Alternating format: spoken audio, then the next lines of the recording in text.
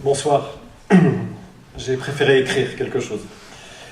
Le Tarmac est au cœur du 20e arrondissement de Paris, en France, un des nombreux pays membres de la francophonie. Cette situation géographique en fait un lieu de lien artistique, culturel et social puissant.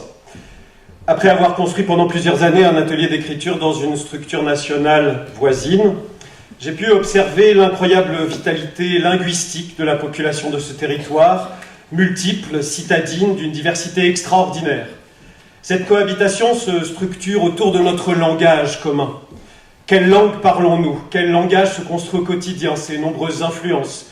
Quelle histoire de la parole s'écrit au contact de ces multiples sources? La jeunesse de la population ici est palpable.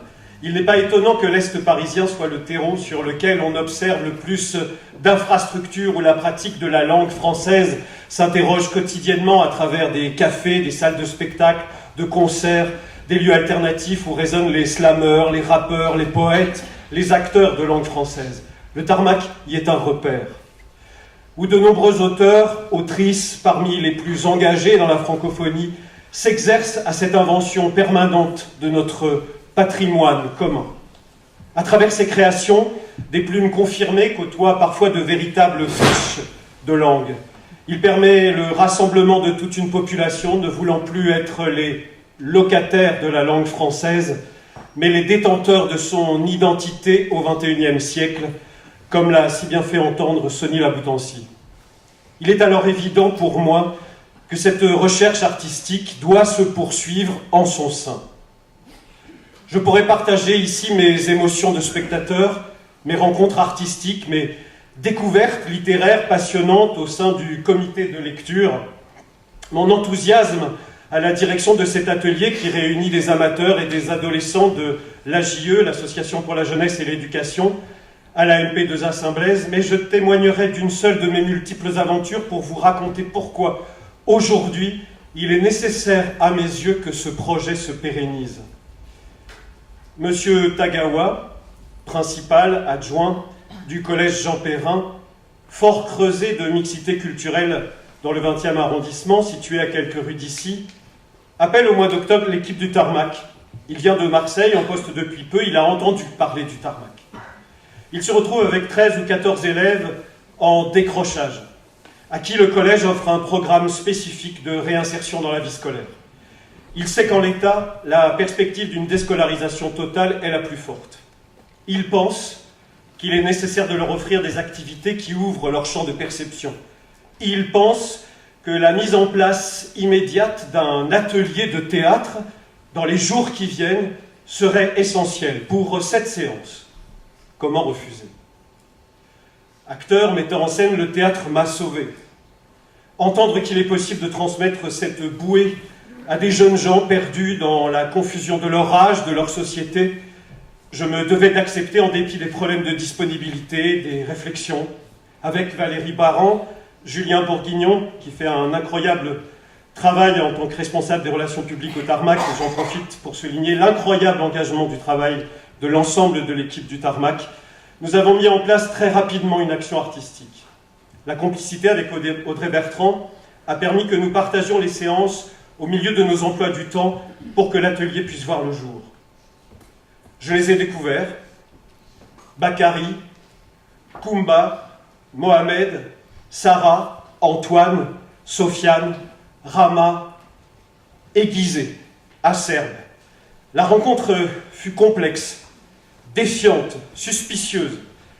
Outre l'impossibilité de se prêter au cadre de l'atelier, ils m'ont mis sur la touche comme le symbole masculin, autoritaire, blanc, oppresseur contre lequel ils devaient lutter.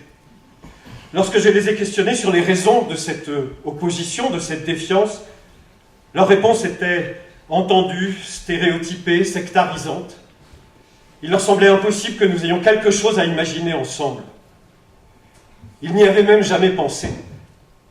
Ils ne concevaient pas que je puisse les aborder dans la curiosité, l'altérité, la rencontre, l'enrichissement, l'échange.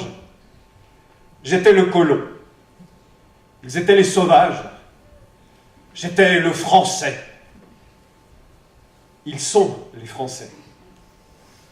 Tout ce travail effectué depuis plusieurs années de confrontation, de prise de responsabilité, d'hospitalité se désintégrait face à la violence de ce que ces jeunes gens considéraient avoir reçu depuis leur enfance.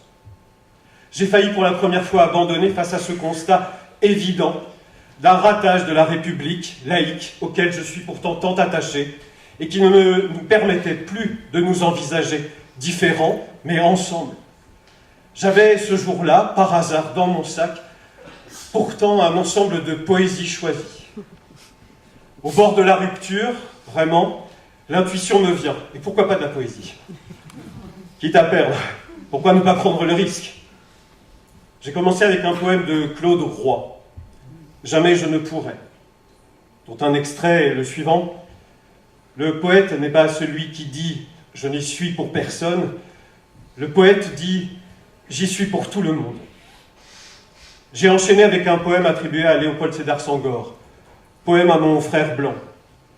Lorsque l'un d'entre eux me dit « Hey, je le connais, je peux le lire ?» Je t'en prie. Nous avons poursuivi avec, comme je leur ai dit, cette première femme algérienne entrée à l'Académie française en 2005, dont l'écriture m'a depuis longtemps bouleversé, Assia Djebar, poème pour l'Algérie heureuse. Ils ont applaudi. Puis nous avons navigué entre Soliloque de Kateb Yassine, Mélancolia de Victor Hugo, Abandon de Birago Diop, Déchoucage de Christophe Charles, J'aurais aimé être une reine de Kwam Tawa. À travers la langue, nous avons ouvert le chemin de notre rencontre, de notre possible partage, de nos émotions humaines et universelles. Tout ne s'est pas résolu ce jour-là, à travers la francophonie, mais nous nous sommes rapprochés. Et nous avons pu imaginer ensemble un avenir. Je terminerai avec ces mots de Tahar Ben-Jelloun, éloge de l'autre, celui qui marche d'un pas lent dans la rue de l'exil, c'est toi, c'est moi. Regarde-le bien, ce n'est qu'un homme. Qu'importe le temps, la ressemblance, le sourire au bord des larmes, l'étranger a toujours un ciel froissé au fond de ses yeux. Aucun arbre arraché ne donne l'ombre qu'il faut, ni le fruit qu'on attend. La solitude n'est pas un métier, ni un déjeuner sur l'herbe, une coquetterie de bohémien. Demander l'asile est une offense, une blessure avalée avec l'espoir qu'un jour, on s'étonnera d'être heureux, ici ou là-bas. Bonsoir et longue vie au tarmac.